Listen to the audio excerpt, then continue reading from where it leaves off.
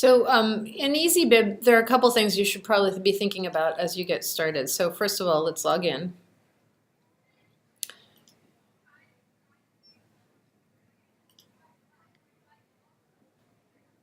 I'm going to look at my starred ones because I have an old bibliography that has some note cards. So I'm going to go to my notebook here.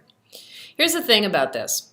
As you already started your research on a civilization, like probably close to a week ago or maybe even a little longer than that, I don't want you to start a new works cited for this second phase of your research.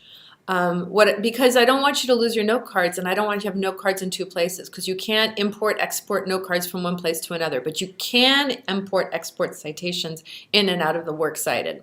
So here is my works cited for that project, and if I look at my notebook, I'm going to go here to my notebook, and you can see that I have nine note cards, and you can just sort of separate them by pulling them apart. So I could pull this out. So I have 9 note cards, and then if I want to click on that, you can see that that's a full note. My thesis statement is right here. What I did to get this outline was I would actually drag these into this space, and that creates an outline. It's already there. And then once you have your outline, you can sort of start moving things around. But remember that this is not collaborative. You can show this notebook to a classmate, but you can't collaborate on this notebook with a classmate. So you each need to have your own notebooks. Remember how I said that in the comments on a card, this has to be all you. Only you can say what it says here. Nobody else can say it. So the idea of sharing it doesn't work because it has to be really about your relationship with the learning. So that's important, but you can share your works cited.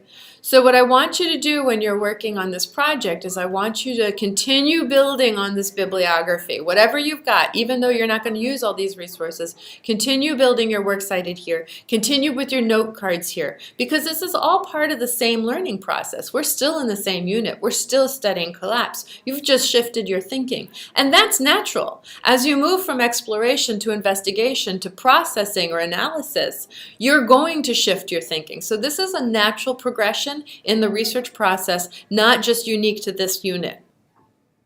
So what I'm going to show you now is how to move citations in and out of your works cited. And you can move them to another works cited and sort of house them there, or you can keep them here. So you can just streamline this and keep it the way you want it to look. But once you've checked citations, do you see where it says with checked? You can copy them into another project. You can export citations to Word. You can export specific citations to a Google document. You can export them to OneDrive. I'm not even sure what that is. You can copy and paste those citations. You can email checked citations, and you can delete checked citations. This is your friend, because this is what's going to help you deliver the perfect works cited for this project without having to lose something that you've already created. So if you have a classmate who has created their own works cited and you want to get one of their citations, just go into their works cited and export and copy it into your project.